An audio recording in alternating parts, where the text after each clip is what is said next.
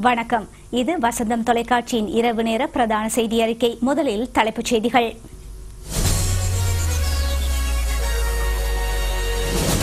நாளை தைப்பொங்கல் பண்டிகை. வடக்கு கிழக்கு மக்கள் தைமகளை வரவேற்பதில் மும்முரம். திருத்தத்துடன் வெளியிடப்பட்ட உயர்தர பரீட்சை மாவட்ட தேர்ச்சி நிலை பெறுபவர்களில் தவறுகள் இல்லை, நிபுணர்கள் குழு தெரிவிப்பு. சவால்களைக் கண்டு மாணவர்கள் தம்மை குறைத்து எடை போடவோ சவால்களைக் கண்டு பின்வாங்கவோ கூடாது, பாதுகாப்பு செயலாளர் அறிவுரை. மரக்கரை போக்குவரத்தில் பிளாஸ்டிக் கூடைகள் சட்டம் நாளை முதல் அமுலில். வறட்சி மற்றும் போராளிகளினால் சோமாலிய மக்களின் அன்றாட வாழ்க்கைக்கு அச்சுறுத்தல்.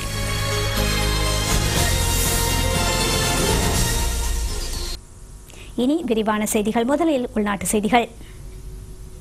ஈரானுக்கும் இலங்கைக்கும் இடையிலான உறவுகள் குறுகிய காலத்தில் மிகவும் வளர்ச்சி அடைந்துள்ளதாக இலங்கைக்கான ஈரானிய தூதுவர் முகமது நபி அசானிபோர் தெரிவித்துள்ளார்.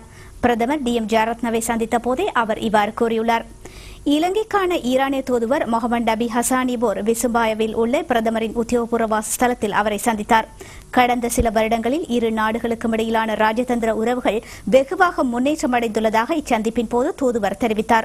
இதன் மூலம் இரு நாடுகளுக்கும் நன்மை ஏற்பட்டுள்ளதாகவும் அவர் தெரிவித்தார்.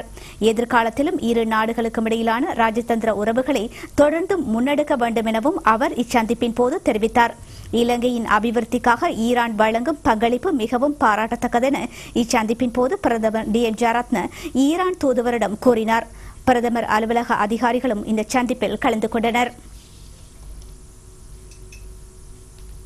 கட்டார் நாட்டின் தலைவர் ஷேக் ஹமாட் கலீஃபா பின் அல்தானி நாளை இலங்கைக்கு விஜயம் செய்யவுள்ளார். ஜனாதிபதி மஹிந்த ராஜபக்ஷவின் விசேட அழைப்பினை ஏற்று கட்டார் தலைவர் அல்தானி இலங்கைக்கு வரவுள்ளமை குறிப்பிடத்தக்கது. உயர்மட்ட அதிகாரிகள் மற்றும் வர்த்தக பிரமுகர்களுடன் அவர் இலங்கைக்கு விஜயம் மேற்கொள்ளவுள்ளார். அவரது வருகையின் போது பொருளாதாரம், வர்த்தகம், முதலீடு, கலாச்சாரம் மற்றும் கைத்தொழில் ஆகிய துறைகள் தொடர்பான ஒப்பந்தங்கள் பல கைச்சாத்திடப்பட உள்ளன. அத்துடன் கட்டார் தலைவர் ஜனாதிபதி மஹிந்த ராஜபக்ஷவுடன் ராஜதந்திர ரீதியிலான பேச்சுவார்த்தைகளை மேற்கொள்ள உள்ளதாக வெளிவிவகார அமைச்சு தெரிவித்துள்ளது. கல்வி பொது தராதர உயர்தர பரீட்சையில் திருத்தத்துடன் வெளியிடப்பட்டுள்ள மாவட்ட தேர்ச்சி நிலையுடன் கூடிய பெறுபேறுகளில் எவ்வித தவறுகளும் இல்லை என நிபுணர்கள் குழு உறுதிப்படுத்தியுள்ளது. உயர்தர பெறுபவர்கள் தொடர்பாக ஏற்பட்ட பிரச்சினைகளை ஆராய்வதற்காக நியமிக்கப்பட்ட குழு தமது அறிக்கையை அண்மையில் ஜனாதிபதி மஹிந்த ராஜபக்ஷவிடம் கையளித்தது. தொழில்நுட்ப மற்றும் ஆராய்ச்சி அமைப்பின் செயலாளர் தாரா விஜயதிலக தலைமையில் நியமிக்கப்பட்ட குழுவின் ஏனைய உறுப்பினர்களாக கொழும்பு பல்கலைக்கழகம், மொரட்டுவை பல்கலைக்கழகம், ஊவா வெல்லஸ் பல்கலைக்கழகங்களின் உபவேந்தர்கள், கொழும்பு ராயல் கல்லூரியின் அதிபரும் செயற்பட்டனர். மாவட்ட தேர்ச்சி நிலையை மதிப்பீடு செய்யும் போது தரவுகளை உள்ளடக்கும் போது தவறுகள் ஏற்படவில்லை என்றும் பெறுபேறுகளை மதிப்பிடும் இறுதி சந்தர்ப்பத்திலேயே தவறுகள் ஏற்பட்டுள்ளதாகவும் நிபுணர்கள் குழு தமது அறிக்கையில் சுட்டிக்காட்டியுள்ளது. இந்த தவறுக்கு பரீட்சை திணைக்களத்தினால் குறுகிய காலத்திலேயே தீர்வு காணப்பட்டுள்ளது.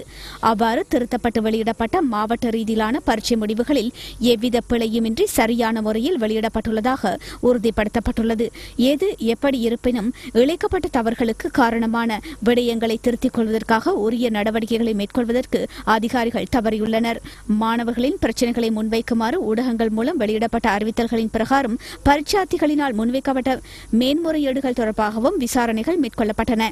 அந்த மேன்முறையீட்டின் பிரகாரம் பரீட்சை முடிவுகளில் தவறு ஏற்பட்டுள்ளமைக்கு எவ்வித ஆதாரமும் இல்லை.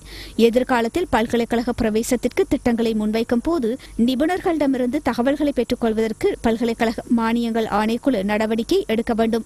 பரீட்சை திணைக்களத்தின் தொழில்நுட்ப பிரிவிற்கு நிரந்தர தொழில்நுட்ப ஆலோசகர் ஒருவரின் சேவையை பெற்றுக் கொள்வதற்கும் அத்திணைக்களத்தின் ஊழியர்களை அதிகரித்து செயற்திறன்மிக்க சேவைகளை உறுதிப்படுத்துவதற்கும் நடவடிக்கை மேற்கொள்ள வேண்டும். இம்முறை பரீட்சை பெறுபவர்கள் தொடர்பான முறைப்பாடுகள் அனைத்திற்கும் பதிலளிப்பதற்காக சிறந்த திட்டங்களை பரீட்சை திணைக்களம் வகுக்க வேண்டும் என்றும் இக்குழு பரிந்துரைத்துள்ளது. எதிர்காலத்தில் இதுபோன்ற தவறுகள் இடம்பெறாமையை உறுதிப்படுத்துவதற்காக பெறுபேறுகளை மதிப்பீடு செய்வதற்கு பயன்படுத்தப்படும் மென்பொருட்கள் தொடர்பாக பரந்தளவிலான பயிற்சிகள் மேற்கொள்ளப்பட வேண்டும். அதனை மேலும் சிறந்த வகையில் முன்னெடுப்பதற்காக விசேட அறிவுடன் கூடிய நிபுணர்களின் சேவையை உடனடியாக பெற்றுக்கொள்ளவும் வேண்டும். இப்பிரேரணைகளை உடனடியாக அமல்படுத்துவதற்காக கல்வி அமைச்சு துரிதமாக நடவடிக்கை எடுக்க வேண்டும் என்பதுடன் தேவையான நிதியையும் திரைசேரியிடமிருந்து பெற்றுக் கொடுக்க வேண்டும் என இந்நிபுணர் குழு தமது அறிக்கையில் பரிந்துரைத்துள்ளது. இலங்கை கடற்படையினரால் புனரமைக்கப்பட்ட ஆனந்த கல்லூரியின் ஆனந்த விடுதி நேற்று மாணவர்களிடம் கையளிக்கப்பட்டது. ஆனந்த கல்லூரியில் 100 ஆண்டுகளுக்கு முன்னர் முதலாக விடுதியொன்று அமைக்கப்பட்டது.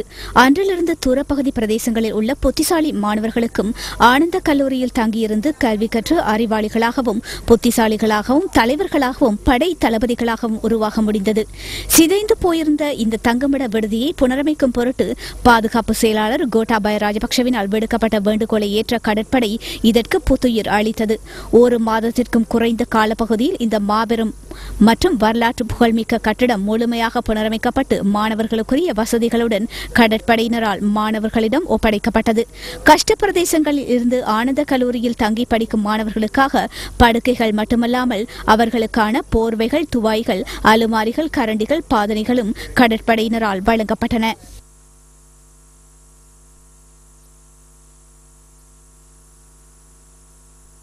අපේ ආරක්ෂක ලේකම්තුමා තමයි අපේ ආරක්ෂක ක්ෂේත්‍රයේ எமது பாதுகாப்பு செயலாளர் தான் எமது காலத்தில் வாழ்ந்த வீரரும் யுக புருஷரும் ஆவார். அதற்காகவே நாங்கள் அவர் கல்வி கற்ற கல்லூரியின் விடுதியை அர்ப்பணிப்புடன் நிர்மாணித்துக் கொடுப்பதற்கு முன்வந்தோம்.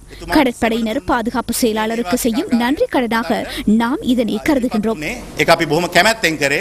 ඒක අපි අපේ නාවික හමුදාවෙන් එතුමාට කරන උපහාරයක් වේවා කියලා ප්‍රාර්ථනා කරනවා. ஆனந்த கல்லூரி சமூகத்திற்கு ஆற்றிய பங்களிப்பிற்காக கடற்படையின் பங்களிப்புடன் புனர் நிர்மாணம் செய்யப்பட்ட கடற்படையின் இந்த ஞாபக சின்னங்களை நாட்டின் எதிர்காலத்திற்காக பயன்படுத்தும் பொறுப்பு மாணவர்களிடம் ஒப்படைக்கப்பட்டுள்ளது. දරුවන් හැටියට කිසි වෙලාවක තමන්ගේ හැකියාව ගැන අව탁සීරු කරන්නට එපා. மாணவர்கள் ஒருபோதும் தங்களது திறமை தொடர்பாக குறைத்து மதிப்பிடக்கூடாது.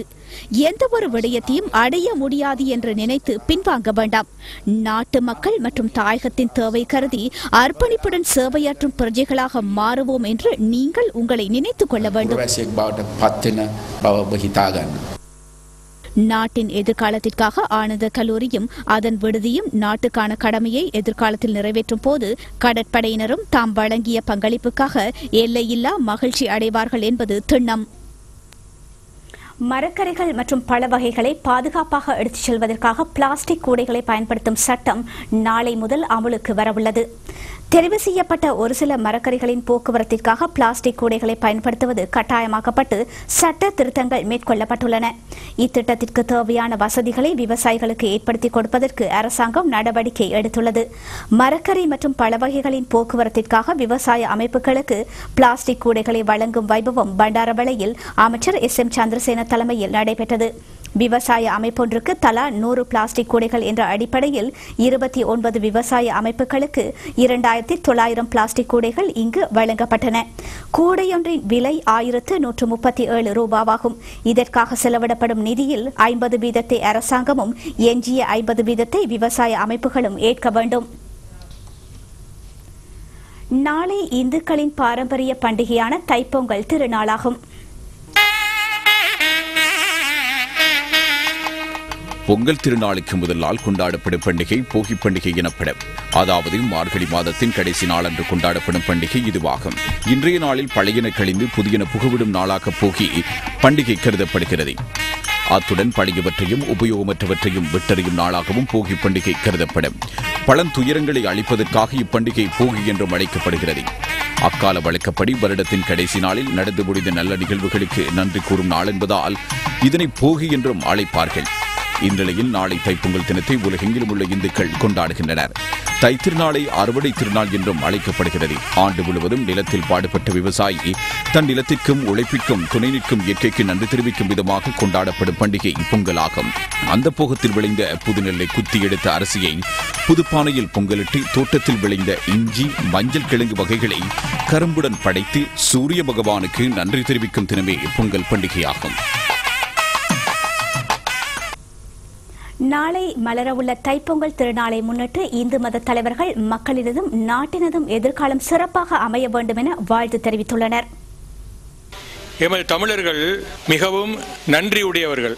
அதனால்தான் சூரிய பகவானுக்கு நன்றி செலுத்தும் நாள் இந்த தைப்பொங்கல் திருநாள். நாளைய தினம் தைப்பொங்கலை கொண்டாடி மகள இருக்கும் தமிழர்கள் எமது வாழ்க்கையில் அனைவருக்கும் நல்லதொரு எதிர்காலம் அமைய வேண்டும், சர்வ மங்களம் உண்டாக வேண்டும், நோயற்ற வாழ்வும் குறைவற்ற செல்வமும் தந்து தீர்காயுஷாக இருக்க வேண்டும் என எல்லாம் வல்ல இறைவனை பிரார்த்தித்து இந்த தைப்பொங்கல் திருநாளுக்கு நாங்கள் ஆயத்தமாகி இனிய தைப்பொங்கல் திருநாளை இனிதே கொண்டாடி மகிழ்வோம். லோகா சமஸ்தா சுகினோ பவந்து சமஸ்த சன் மங்களானி பவந்து அயன் தர்மோ உத்தரோத்தரா அபிவிருத்திரஸ்து. ஓம் சாந்தி சாந்தி சாந்தி.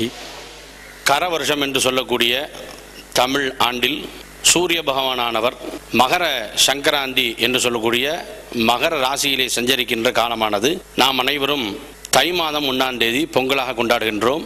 இந்த பொங்கல் நன்னாளிலே இந்த நாட்டிலே அனைத்து மக்களும் சாந்தியும் சமாதானத்தோடும் சகோதர பாவத்தோடு பொங்கல் திருவிழாவை மகிழ்ந்து சீக்கிரமாக இறைவனிடம் பிரார்த்தனை செய்து இந்த நாட்டினுடைய சுபிட்சம் ஏற்பட வேண்டும், அனைவரும் சந்தோஷமாக வாழ வேண்டும் என்பதாக இறைவனிடம் வேண்டி விரும்பி ஆசி கூறுகின்றோம். உழவர் திருநாளாம் தைத்திருநாளை கொண்டாடுவதற்கு இலங்கை முழுவதும் உள்ள இந்து மக்கள் தயாராகி வருகின்றனர். வடக்கில் ஏற்பட்டுள்ள அமைதிச் சூழலுக்கு மத்தியில் யாழ் மக்கள் தைத்திருநாளை கொண்டாட தயாராகி வருகின்றனர். யாழ் நகரின் மையப்பகுதி உட்பட 4 கோணங்களிலும் மக்கள் தமது தேவைகளை நிறைவேற்றுவதில் கூடிய ஆர்வம் காட்டி வந்ததை அவதானிக்க முடிந்ததாக எமது பிராந்திய செய்தியாளர்கள் தெரிவிக்கின்றனர்.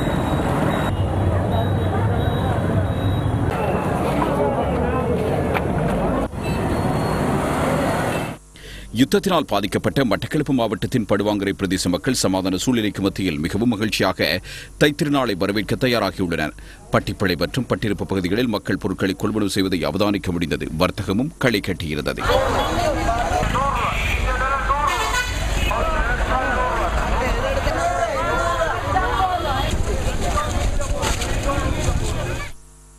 அம்பாறை மாவட்டத்தில் கஞ்சிக்குடிச்சாறு பிரதேசத்திலிருந்து இடம்பெயர்ந்து மீண்டும் குடியேறிய 118 குடும்பங்களுக்கு நாளைய தைத்திருநாளை கொண்டாடுவதற்கு தேவையான துணிவகைகளை பாராளுமன்ற உறுப்பினர் PHPS அன்பளிப்பு செய்தார். மலையகத்திலும் தைப்பொங்கல் வியாபாரம் களை கட்டியுள்ளது. ஹட்டன் நகரில் தைப்பொங்கலை கொண்டாடும் முகமாக பெருந்திரளான மக்கள் பொருட்களை கொள்வனவு செய்ததை அவதானிக்க முடிந்தது. தைத்திருநாள் வியாபாரத்திற்காக வெளி மாவட்டங்களிலிருந்தும் வியாபாரிகள் வர்த்தக நடவடிக்கைகளில் ஈடுபட்டிருந்தனர்.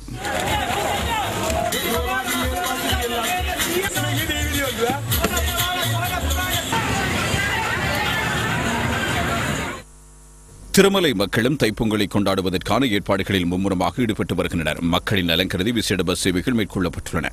பொங்கலுக்கு தேவையான பொருட்களை கொள்வனவு செய்வதில் மக்கள் ஈடுபட்டு வந்ததை அவதானிக்க முடிந்ததாக எமது செய்தியாளர்கள் தெரிவிக்கின்றனர்.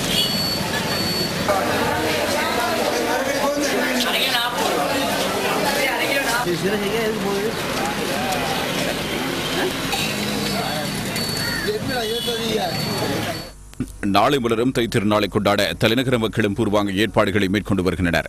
கொழும்பில் உள்ள வர்த்தக நிலையங்கள் பூராகவும் மக்கள் கூட்டம் நிரம்பி வருகிறது. கடைகள் மற்றும் அங்காடிகளில் மக்கள் பொருட்களை கொள்வனவு செய்வதில் மிகுந்த ஆர்வத்துடன் ஈடுபட்டிருந்ததை எமக்கு அவதானிக்கக்கூடியதாக இருந்தது.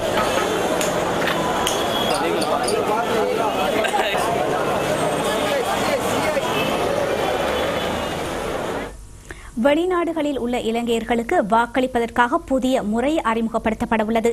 இலத்திரனியல் தபால் முறைக்கமைய வாக்களிப்பு பணிகள் ஆரம்பிக்கப்பட்டதைத் தொடர்ந்து இதற்கான வாய்ப்பு உருவாகும் என தேர்தல்கள் ஆணையாளர் மஹிந்த தேசப்பிரிய தெரிவித்தார்.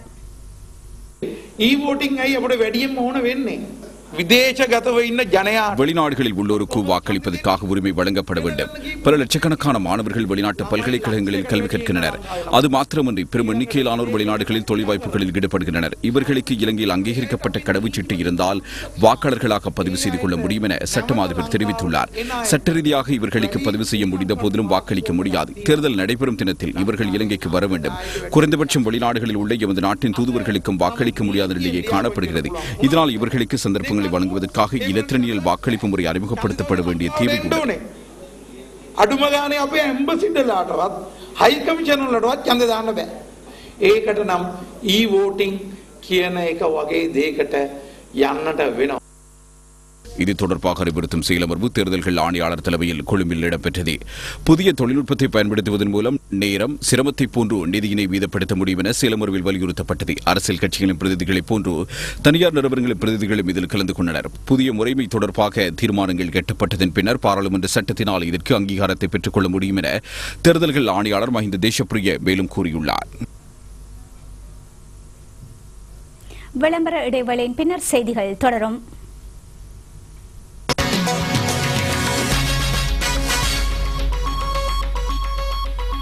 சூழலை காத்திடுங்கள். ஏதேனும் ஒரு பழைய CFL பல்பை அருகில் உள்ள கடையில் கையளித்து புதிய orange CFL ஒன்றின் விலையில் 10 ரூபாய் தள்ளுபடி பெறுங்கள்.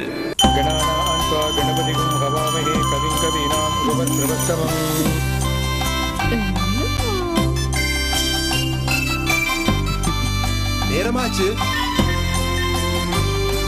அப்பா சொல்லுங்க மகள். நாங்கள் ரெடி. சரி சொல்லுங்க அப்பா. ஸ்வேதா ஸ்வேதா ஸ்வேதா. உலகெங்கும் உள்ள உறவுகளை ஒன்றிணைக்கும் மொபிட்டலின் கண்ணியமான பந்தம். அப்பா நீங்க பக்கத்துல இல்லாத குறையே தெரியல.